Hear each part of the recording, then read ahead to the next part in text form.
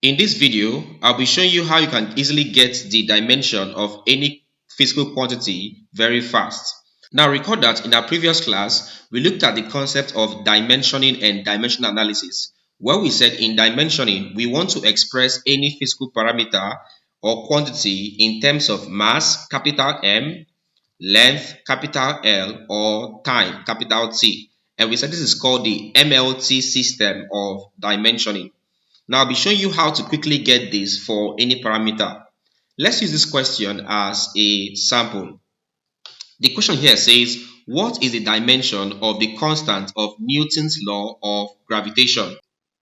They now said dimension of G. Now this is actually, when we say Newton's law of gravitation, it's actually Newton's law of universal gravitation. And if you recall the law, from Newton's law of universal gravitation, we have that the force of attraction between two masses, let's say we have two masses here, let's call the first mass M1, and we have another mass here, a second mass, let's call this M2, okay? Now let's say these two masses are separated by a distance, let's call the distance between them as R. So distance between M1 and M2 is R.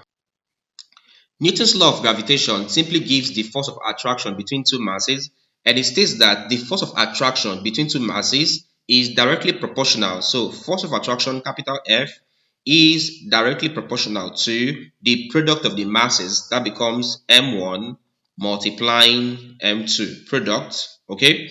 It also says that this same force is inversely proportional. So it becomes all over 1 all over the square of the distance between them. From here, we call the distance between them R. So it becomes what there? R squared. If you call this our first equation, equation 1, call this our second equation, equation 2. If I combine 1 and 2, we have that F is directly proportional to M1, M2, and inversely to R. So this R squared is acting as a denominator. So this becomes all over R squared. Okay. Now, of course, in science or in physics, we said if you have a proportionality sign, what you do is very simple. This becomes F. We'll change this to what there? Equal to, and introduce a constant. The constant in this case is now your G. So it becomes G M1 M2 all over R squared. So when it comes to dimensioning any physical parameter or quantity, your first task is to get the relationship, all right, between the parameter and other parameters, which in this case, the relationship would be that F, force of attraction between two masses, M1 and M2, is equal to G, the universal gravitation, M1 and then M2 all over R squared, according to Newton's law of universal gravitation.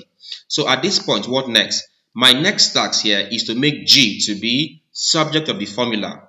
And if I do that, I have this as all over 1. So it becomes this times this and then this times this. So Gm1 M2 times 1 becomes Gm1 M2 times 1 is equal to F times R squared. So I am cross multiplying. And this now gives you G M1 M2 is equal to F R squared. Now at this point, let's make G to be subject of the formula. Divide here and also divide here by M1 M2. Divide here by M1 M2. This cancels this. So we have that G is equal to F R squared all over M1 M2. So I have M1 M2. So we have this. So when it comes to getting the dimension of physical quantities, your first task would be to get the mathematical relationship of the given parameter, which in this case here is this one here. So this is like your mathematical expression for G. Okay, that's your first task. Your second task would be, from my own advice, would be try to get the unit of each of the parameters there. For instance, the first parameter here is force. Force is measured in Newton, so capital N. The next thing here is R. We said R is distance of separation between the masses. Okay, and of course, distance is measured in meters, so it becomes meters squared all over M1 is a first mass in kilogram, M2 is a second mass in kilogram. So I'm having Newton meter squared all over kilogram times kilogram.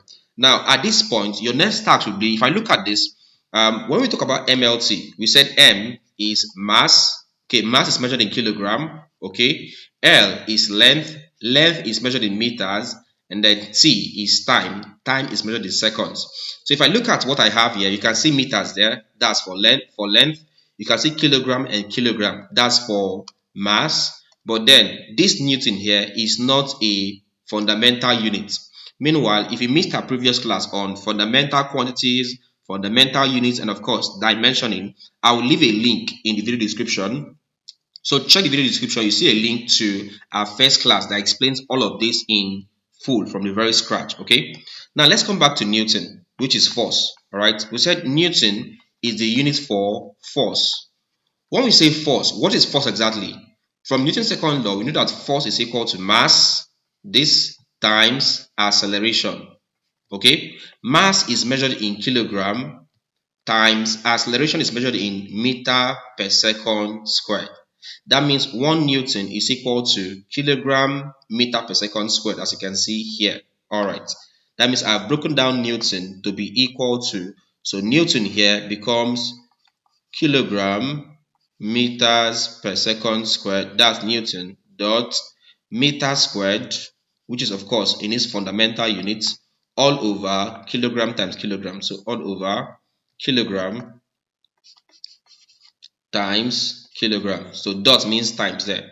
All right, so at this point here, when you're now at this point where all the units are in their fundamental, you can now bring in their dimensioning.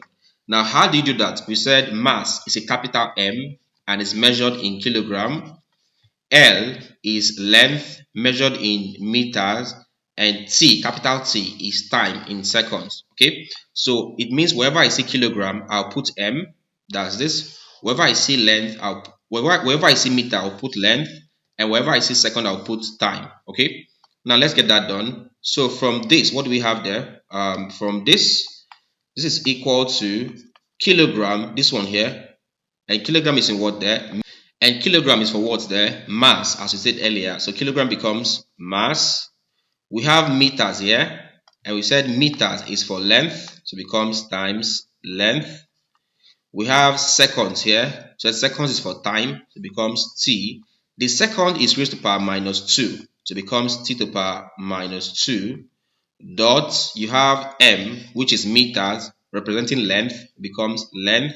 The meter here is being squared, as you can see. So we square the length, this, all over, you can see kilogram times kilogram, which is mass times mass. So we have this.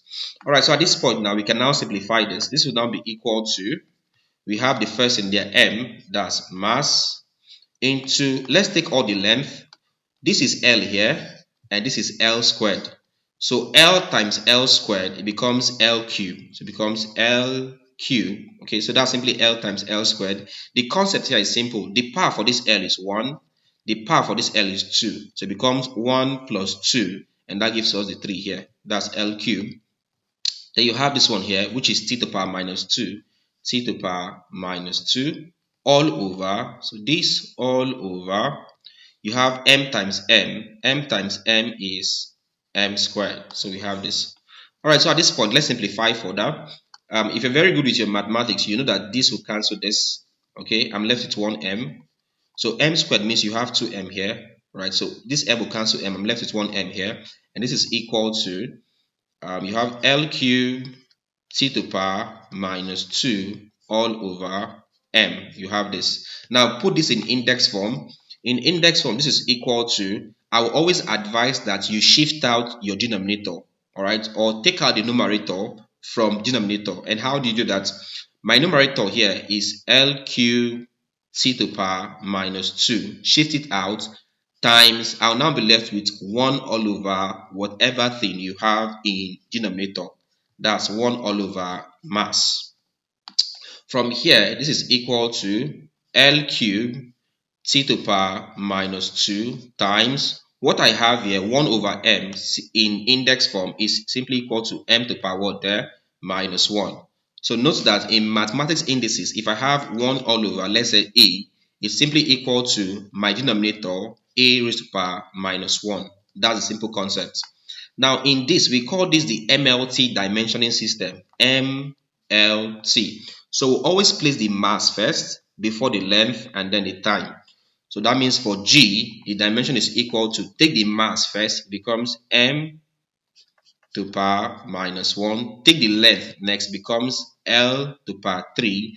Take the time, next it becomes T to power minus 2. This becomes the dimension of Newton's of the constant of Newton's law of universal gravitation. So here's like a simple way you could get this if this works for you. All right guys, so I want to give you a task. So here's a task for you. We are given that power is equal to force times velocity. All right, there's this formula exists, that P is equal to FV. Now using this relation here, can you get the dimension for power? All right, so find the dimension for power.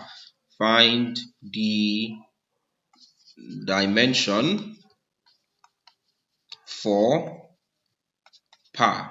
That's your task. Okay, use this illustration or this formula given, get us the dimension of power and leave your answer in the comment section. I will tell you if you are correct. Okay guys, so I've prepared over 100 classes on physics, chemistry, mathematics and other science subjects for JAMB and YX students. Alright, you can get it from my website. Simply visit www.jonahemmanuel.com/courses, register an account to the website and then proceed to get the course. It gives you a lifetime access to over 100 classes on JAMB, physics, chemistry, mathematics and other science subjects, as well as past question revision for the last 10 years. Okay, or you can also join my channel membership to get access to exclusive content for just JAMB and YX students. Alright, okay guys, so if you enjoyed this video, as usual, like this video. Right, so hit the like button, leave a comment.